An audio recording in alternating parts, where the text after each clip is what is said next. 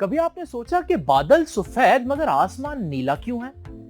सूरज जब जवाल के वक्त बिल्कुल मेरे ऊपर होता है तो सफेद दिखता है, लेकिन सनराइज या सनसेट के वक्त वो लाल सा क्यों हो जाता है? Is it because of refraction और रिफ्लेक्शन और diffraction? No, it's because of scattering of light. आप देख रहे हैं कि लेजर से ये लाइट इस ऑब्जेक्ट तक पहुंच रही है और रिफ्लेक्ट होने के बाद दिखाई भी दे रही है, लेकिन दरमियान में ये बीम मुझे क्यों नहीं दिखाई दे रही? It's because light from a laser source travels in a straight path, और इस स्ट्रेट पाथ से कोई भी फोटोन डेविएट करके मेरी आंखों तक नहीं पहुंच रहा, इसलिए ये बीम मुझे दिखाई नहीं दे रही। लेकिन जैसे ही मैं ये फोक स्प्रे करूंगा तो अब मैं इस लाइट को देख सकता हूं। इसका मतलब कुछ लाइट फोग में मौजूद पार्टिकल से टकराकर अपने स्ट्रेट पाथ से डेविएट करके मेरी आंखों तक पहुंच गई है, और इसीलिए मुझे ये बीम नजर आ रही है, और इसी फिनोमेनन को हम स्कैटरिंग कहते हैं। So scattering of light is the phenomenon in which light rays gets deviated from its straight path on striking an obstacle like dust particles, water vapours और गैस मॉलिक्यूल्स। इसलिए जब किसी कमरे में डस्ट ज्यादा हो जाए तो वहां लाइट की बीम स्कैटरिंग की वजह से विजिबल हो जाती हैं। लेजर बीम्स की तरह व्हाइट लाइट की बीम्स को भी स्कैटरिंग के जरिए विजिबल बनाया जा सकता है।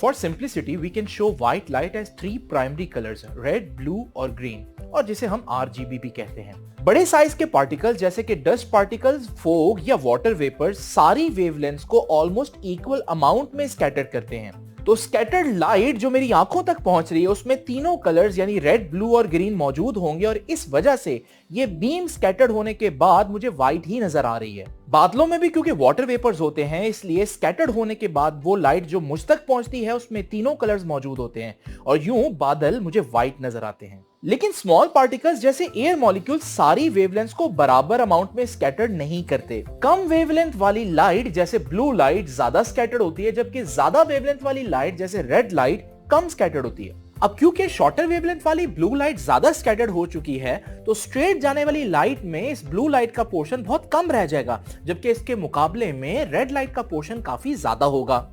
इसीलिए अगर आप स्कैटर्ड लाइट को देखेंगे तो उसमें ब्लू पोर्शन होने की वजह से ये लाइट हमें थोड़ी सी ब्लूइश नजर आएगी, जबकि अगर मैं अनस्कैटर्ड लाइट को देखूं तो उसमें क्योंकि रेड पोर्शन ज्यादा है तो वो थोड़ी सी रेडिश नजर आएगी।